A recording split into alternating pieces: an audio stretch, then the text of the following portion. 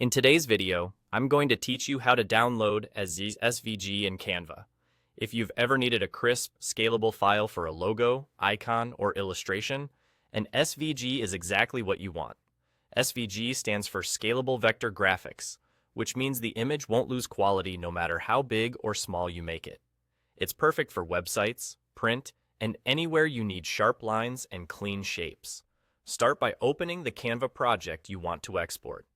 Make sure you're on the correct design, and if you've got multiple designs in your account, double-check you've selected the one you intend to download. Once you're in the editor, look to the top right of the screen and click the Share button.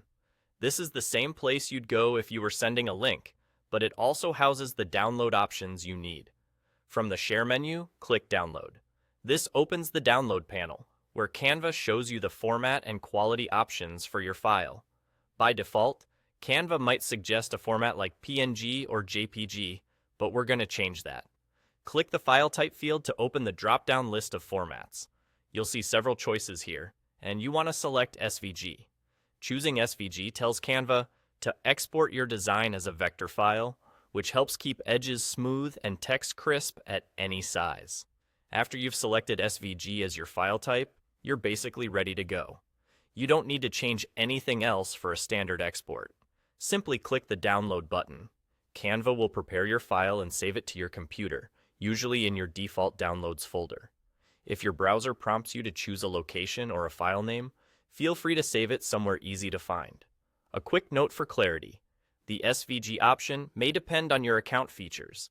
If you don't see SVG in the file type list, it might be because that format isn't available on your current plan.